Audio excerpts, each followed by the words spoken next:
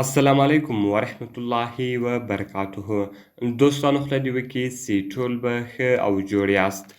دوستانو د نن په دغه ویډیو کې به زه تاسو ته در وښیم چې تاسو څنګه کولی سئ چې د موبایل سپیکر مې بلاک کړي. یعنې دوستانو تاسو غواړئ چې ستاسو موبایل کې لازمي میسجان دي، که د واټساپ میسجان دي یا د هغه رقم د مسنجر میسجان دي او تاسو غواړئ چې دغه میسجان دي له تاسو څخه څوک نه واوري، نو د دې لپاره به تاسو د خپل موبایل سپیکر ور بلاک کړئ. بیا که ستاسو واټساپ میسجان یا د مسنجر میسجان بل څوک پلی هم کړي، نو هغه وایس به دته نه رااړوي، یعنې هغه وایس به بند وي د هغو میسجانو. نو ملګرو په دغه ویډیو کې به زه تاسو ته دغه طریقه درښیم. دغه ویډیو له موږ سره تر پایه وګورئ او ویډیو خامخا سره لایک کړئ، له خپلو ملګرو سره یې شیر کړئ او د دا رقم د نورو ښایسته ښایسته ویډیوګانو لپاره زموږ چینل سبسکرایب کړئ، ځکه په دغه چینل کې موږ ستاسو لپاره هره ورځ د هغه رقم ښایسته ښایسته ویډیوګانې اپلوډوو. نو ملګرو زه د ویډیو په طرف ویډیو شروع کوو.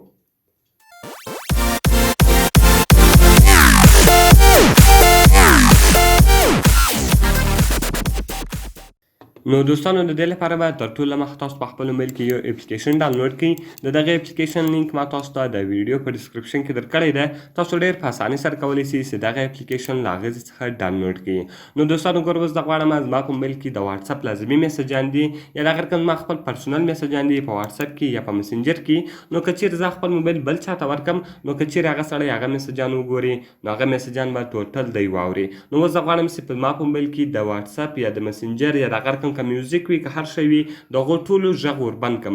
بیا که چیرې زما میسجان څوک پلی هم کړي، نو هغه وایس به دته نه راړي، یعنې هغه وایس به بند وي. نو ملګرو د دې لپاره به دغه اپلیکیشن تر ټولو مخکې تاسو انسټال کړئ. کله چې دغه اپلیکیشن تاسو انسټال کړئ، دغه رقم ګوره ملګرو رینګینګ کله چې تاسو ته ټلیفون را روان وي، که چیرې تاسو غواړئ چې د هغه سونډ ور بند کړئ چې بیا یې تاسو ته غږ نه واوري، نو تاسو به په لاک باندې کلیک وکړئ او دغه اپشن به دلته تاسو آف کړئ. دغه رقم که چیرې تاسو غواړئ چې وایس کال کله چې تاسو ته څوک ټلیفون راوکړي او تاسو غواړئ چې د هغه غږ ور بند کړئ، هغه هم دلته تاسو بندولی سئ.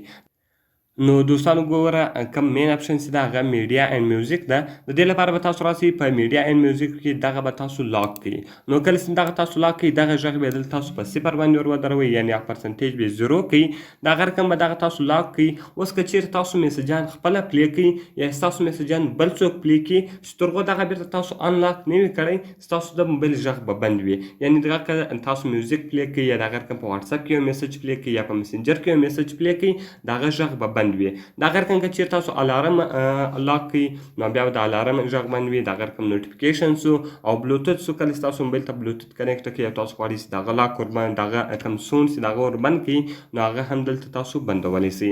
نو ګوره دوستانو اوس ما د میډیا میوزیک دا بند کړئ. دغه رقم زه ځم په خپل موبایل کې یو دانه میوزیک لګوم. اوس ګوره زه چې کوم چې د دغه غږ کار کوي او که نه کوي، د دې لپاره ګوره زه رالم میوزیک ته. کله چې تاسو میوزیک ته راسئ، اوس که تاسو هر اواز پلی کړئ یا دغه رقم هر میوزیک تاسو پلی کړئ، د هغه سونډ نشته.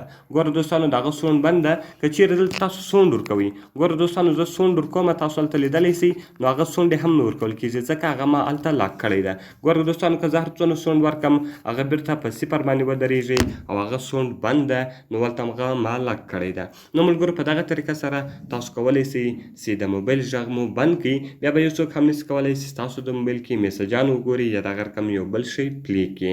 نو ملګرو ډېر ښایسته او خوندور اپلیکیشن ده، باید ټول یې په خپل موبایل کې خامخا انسټال کړئ. نو دوستانو که مې ویډیو خوښ شوي ویډیو خامخا سره لایک کړئ، له خپل ملګرو سره یې شیر کړئ او د دا رقم ته نورو ښایسته ښایسته ویډیوګانو لپاره زموږ چینل سبسکرایب کړئ، ځکه په دغه چینل کې موږ ستاسو لپاره هره ورځ د هغه رقم ښایسته ښایسته ویډیوګانې اپلوډوو. نو ملګرو ملابق په نورو ښایسته ښایسته ویډیوګانو کې په دعاګانو کې مې یاد ساتئ. د خدای په امان.